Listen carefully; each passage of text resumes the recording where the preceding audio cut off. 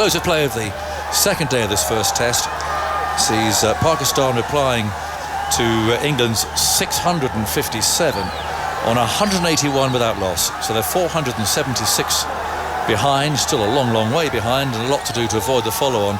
But Abdullah Shafiq on 89 and Imam ul Haq on 90 have given barely a chance. There was one when Imam was on 11, a little feathered edge off Leach to Pope, who's a substitute wicket-keeper, of course, in Folkes' absence. He couldn't keep hold of it, and so he survived. There are a couple of other half chances. Abdullah down the leg side, a chance off Anderson that didn't quite carry to Pope and so on. But basically they just played a pretty flawless innings, frankly, and England are finding it as difficult to take wickets as Pakistan did. Although they took 6 this morning to take those 6 wickets for 151. With England bowled out for 657, so those 151 runs added in 26 overs.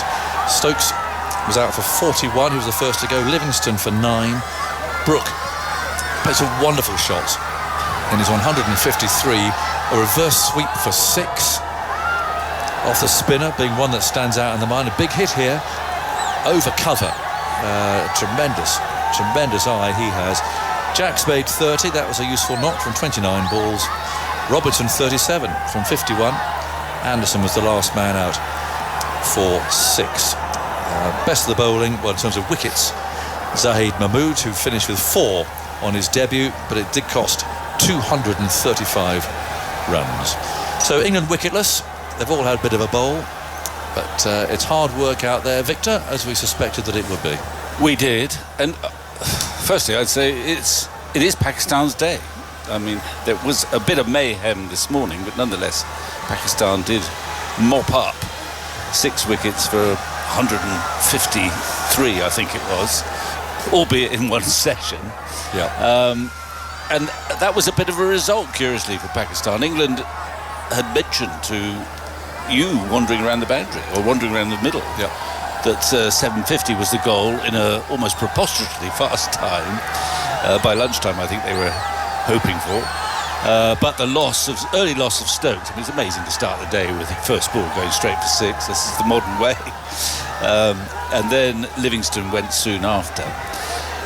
And they did quite well, actually, to get to 650. At one point, you thought they might not get that far. Pakistan relieved, minus Haris Rauf as well, one of their main bowlers, to actually get off the field. And poor old leg spinner, at least he had the sort of compensation of 4 wickets, Zahid Mahmood. And thereafter, well, the cricket became much more predictable, but a very, very competent job done by the Pakistan opening pair. I mean, I think England bowled reasonably well, as you mentioned. We knew that it wasn't going to be easy. He got his spinners on very quickly, Stokes. I thought, if Leach, you've got to take every half chance. And there was, I think, that feathered catch, which, who knows, probably folks would have caught, but it's a tough ask for Pope. You can't be too critical of Pope, who came out here as England's number 3.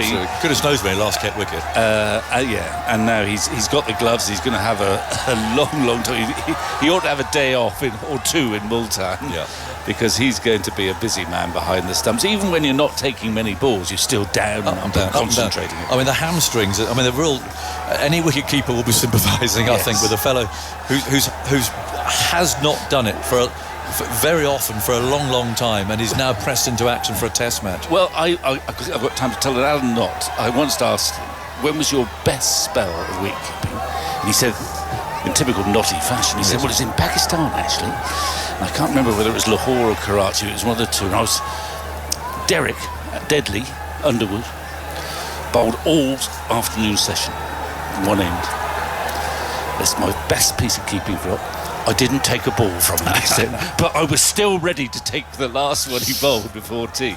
So even if you're not busy, you're down, you're up, you're expecting every ball. Running up to the stumps whenever a run is scored. Yeah, that's right. So that was a half chance that didn't go their way. You're going to have to take everything, I think, to get the 20 wickets here. We didn't see Livingston, sadly, as well, because he's got a bit of a problem, I think, with his ankle. And that was the only option left for Stokes. It's been fascinating to see him just bowl a few of his leg breaks.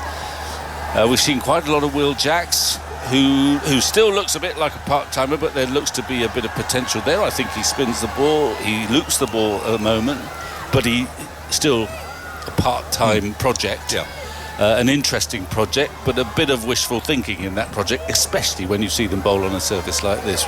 He's used his seamers very lightly, and in the way you try to do in Pakistan, a little spell at the start just in case it starts to swing, and then it was mostly spin and the ball changing condition, you hope, in the hope, and there wasn't much evidence of it, but in the hope that you might, after about 30-40 overs, get a bit of the reverse swing. Yeah. Anderson came back, but he didn't really do a great deal. He bowled perfectly well, but so far, I mean, between them, this pair, the opening pair, Anderson and Robinson, haven't bowled much. Leach, I thought, bowled pretty well, but every time Imam decided to run down the wicket, he connected.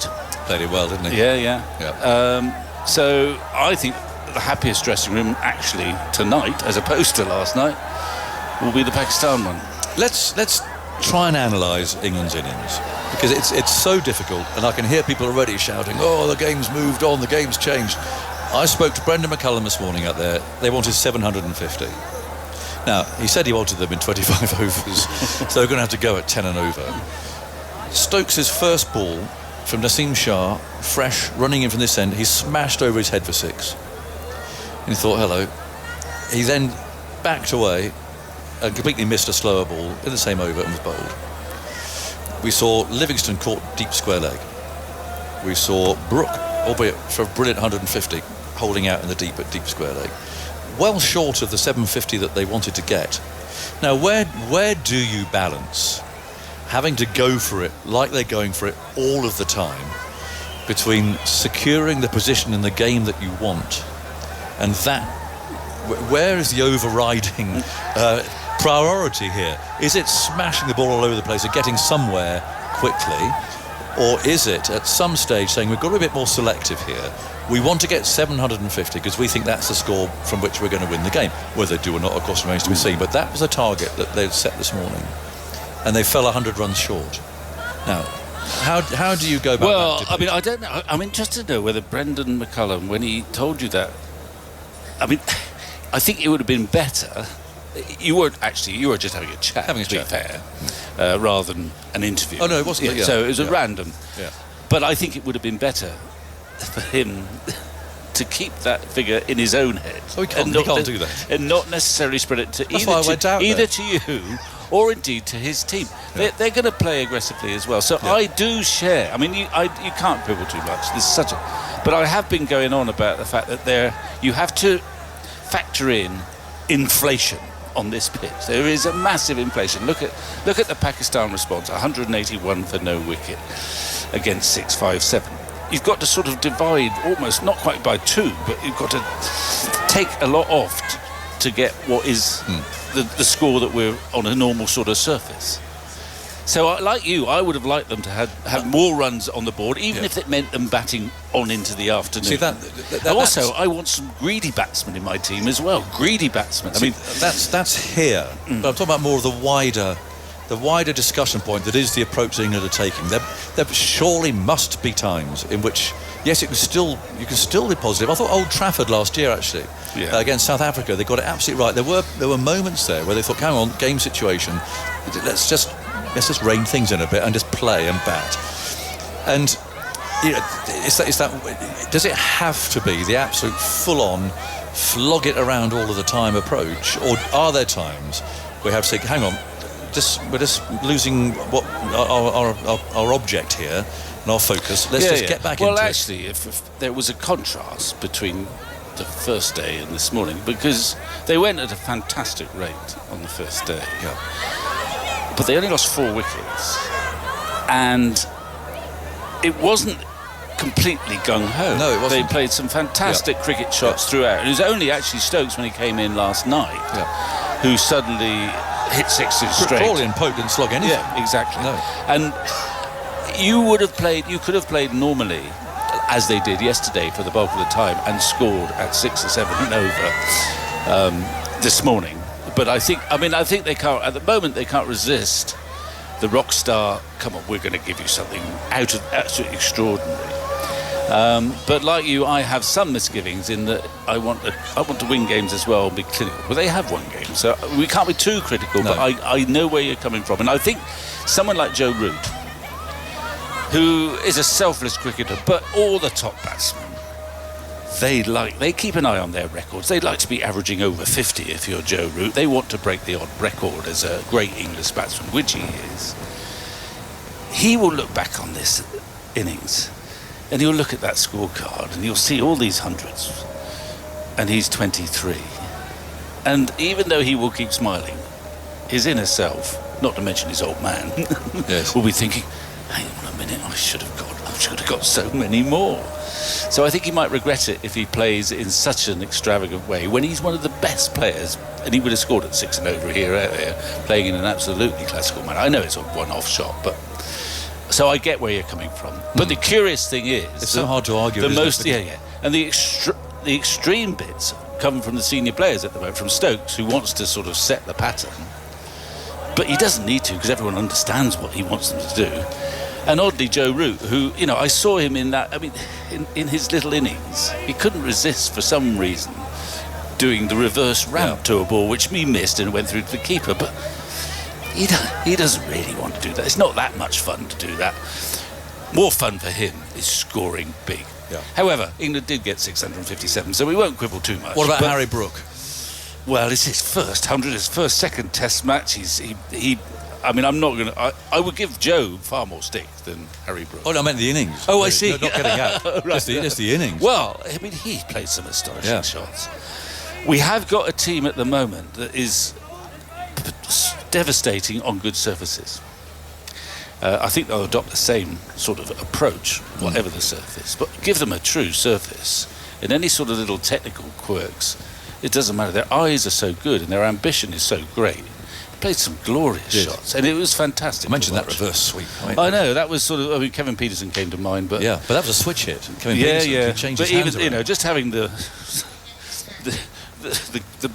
gall to do it is amazing. And to deliberately hit it for 6. I mean, Yeah. reverse sweeps, yes, they have got a bit more power in them these days, but they're more of a positional shot, aren't they? And messing around with the field and the bowler's mind. That's right. But He this is a hit. deliberately reverse swept for 6 over cover. Yeah. I mean, that's a strong man. I mean, he's clearly an extraordinary talent. What will be interesting down the way, all these new young players have got hundreds, essentially, in the top 6. Yeah. The only ones who are in the top 6 who haven't got hundreds are Root and Stokes. Yeah. And there's Johnny Bairstow, just recovering from his... and he'll be back. Yeah. So he might have liked to have played on here as well, Johnny Bairstow.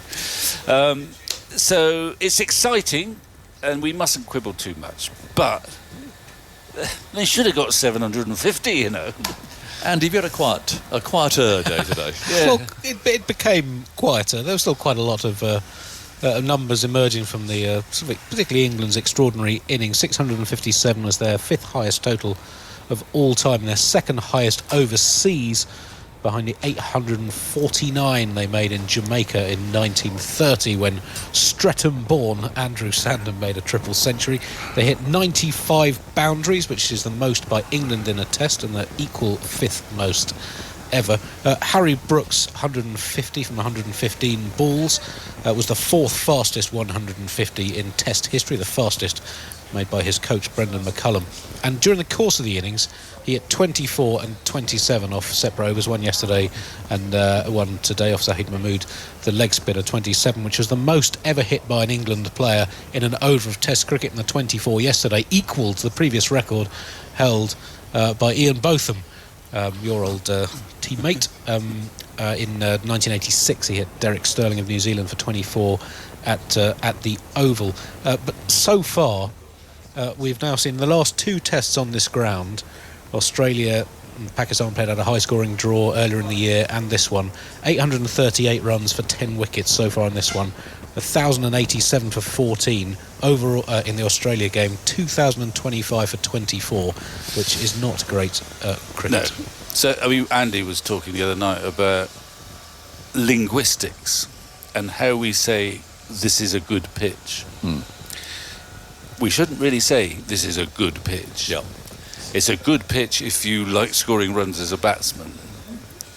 I suspect Not a good cricket we won't pitch. conclude that this is a good cricket pitch until someone wins the game, and then we have to rethink. Just quickly, a couple of things to look out for tomorrow with Shafiq on 89 and Imam on 90.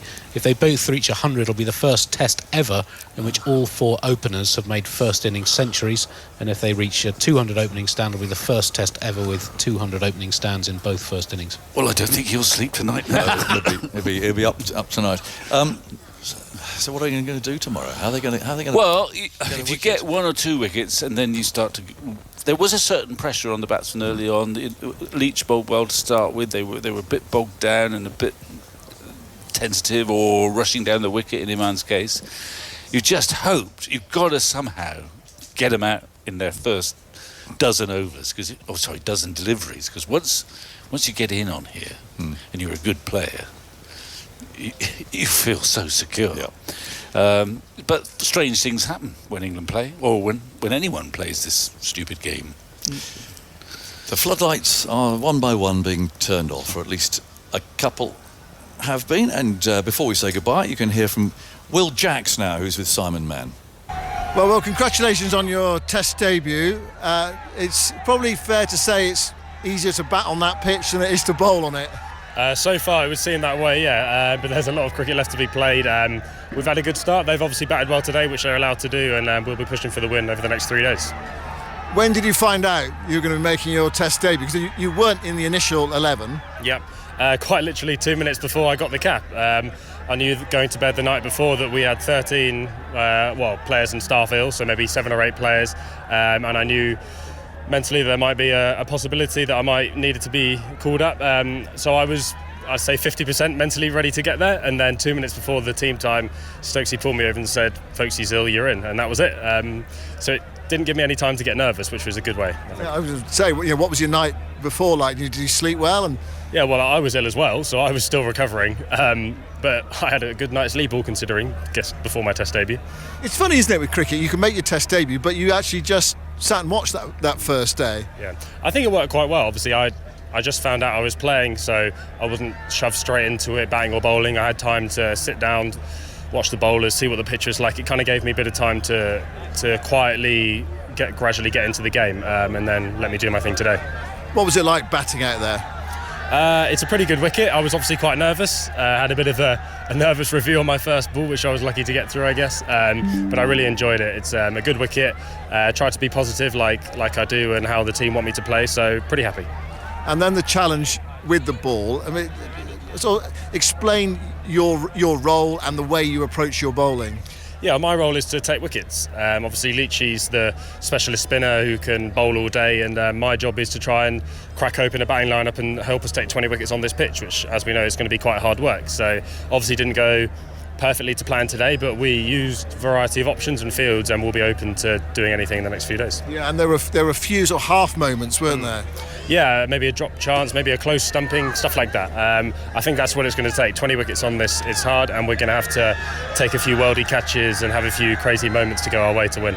I mean, watching from the outside, it feels sort of like a nailed-on draw, but I mean, cricket can be a strange game like that. Yeah, well, I think there's only one team that can win it, really. The Pakistanis, they look like they're happy with the draw, the way they're batting, and with this team environment we've got and the leaders, we know that we'll be pushing for the win no matter what happens. So, yeah. Great, well done. Thanks very much. Thank you.